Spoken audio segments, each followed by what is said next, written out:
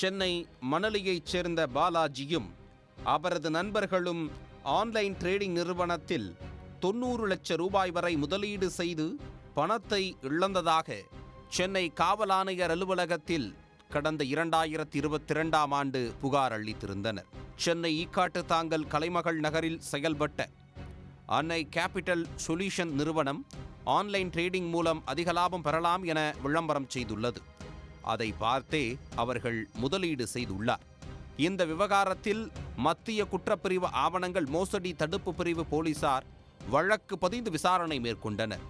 அன்னை கேபிட்டல் நிறுவனத்தில் முதலீடு செய்யுங்கள், உங்கள் வளர்ச்சியை யாராலும் தடுக்க முடியாது எனும் வகையில் அன்னை இன்ஃபோ சாஃப்ட் சொல்யூஷன்ஸ், அன்னை கேபிட்டல்ஸ் சொல்யூஷன்ஸ், தமிழ் அன்னை ஹாலிடோஸ் லிமிடெட் என்ற வெவ்வேறு பெயரில் நிறுவனத்தை நடத்தி மோசடியை அரங்கேற்றியது தெரிய வந்துள்ளது.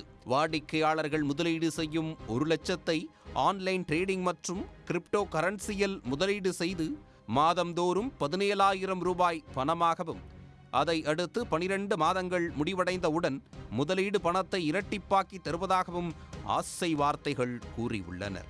தொடர் விசாரணையில் சுமார் 300 வாடிக்கையாளரிடமிருந்து 15 கோடி ரூபாய்க்கு மேலாக மோசடி செய்ததும் காவல்துறையினரின் விசாரணையில் தெளிவான நிலையில் இந்நிறுவனங்களை நடத்திய இயக்குநர்களான பள்ளிக்கரணையைச் சேர்ந்த தினேஷ்குமார், மடிப்பாக்கத்தைச் சேர்ந்த பிரேம் கிருபால், கேளம்பாக்கத்தைச் சேர்ந்த திலீப் குமார், சேலையூரைச் சேர்ந்த அருண்குமார் ஆகிய 4 பேரையும் மத்திய குற்றப்பிரிவு ஆவணங்கள் மோசடி தடுப்பு பிரிவு போலீசார் கைது செய்தனர்.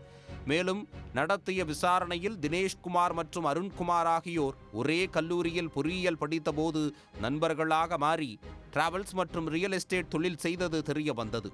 அப்போது பழக்கமான பிரேம் கிருபால், திலீப் குமார் ஆகியோருடன் நட்பு பலமாகி ஆன்லைன் ட்ரேடிங் நிறுவனங்கள் தொடங்கியதும் கண்டுபிடிக்கப்பட்டது.